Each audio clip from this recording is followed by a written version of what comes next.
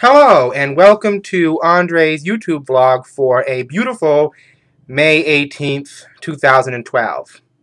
Well, tomorrow is my birthday. Another little revelation for you out there, for my friends. I'm going to be 32 years old. And I know I may have just called out every silly online stalker and spam bot or ad bot or whoever out there that may want to know this, but I am putting my foot down right now, or rather my hands. I am tired of internet paranoia. There is nothing more that can be done to you on the internet that couldn't be done to you through telephone or a mail scam. Get over it. Stop doing it. Stop feeling like a victim of it. You know, people need to be able to say what they want without being afraid. That's all I'm going to say about that. And I'm very proud of saying that, too. Anyway, I share a birthday with Grace Jones and another number of other celebrities that are out there. And, well, that's sort of what I wanted to talk to you about on two levels.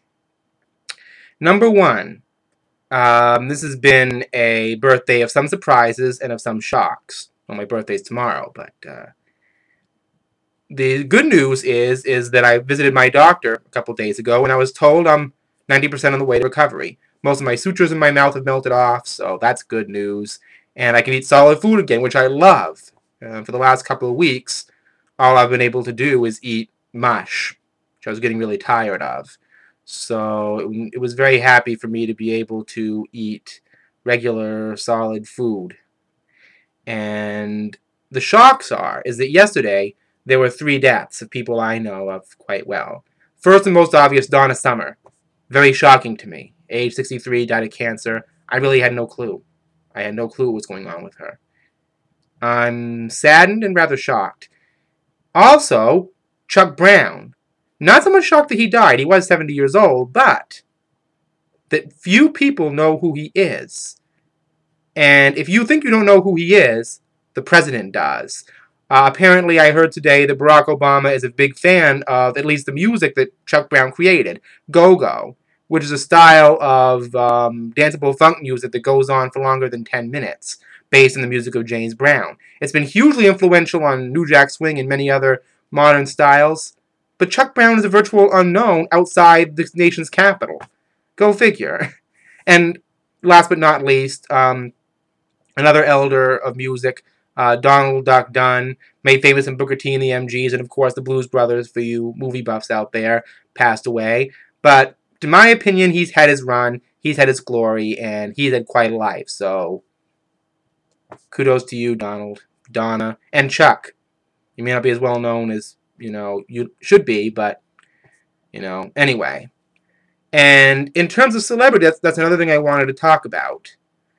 I can't help but noticing lately, if you open up your Yahoo News a lot, you often find a main page of, say, 10 to 20 top 10 tips on how to get or keep a job or things to tell your employer.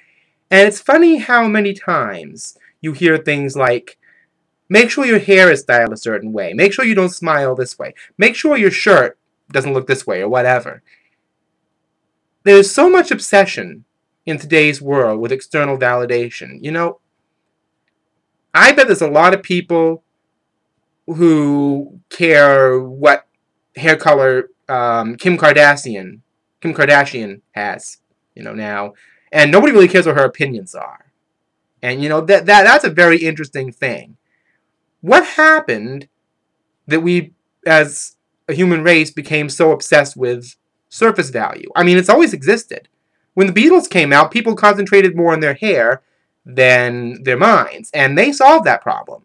They started making records where they talked about who they were as people, so you could get the focus off their looks. It's something, internally human, the eyes have it idea. Is it based on that? Or is it a combination of that with cultural standards? I'd say the latter. I mean, the eyes do sometimes have it to a lot of people. They think if they see it and it's there in front of them, it must be so.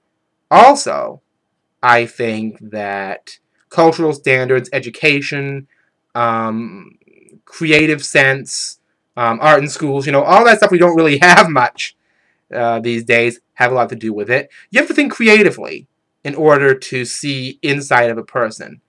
Otherwise, you're trained in some ways by the emphasis of movies and television, and even literature, to a certain degree, to see only what's without.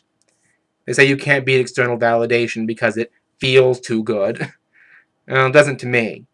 But, I think that judging from without causes a lot more problems than it helps them. But enough philosophizing. That's just my birthday thought, and I wanted to send it out there. And anybody else with a birthday the same day I do, happy birthday to you.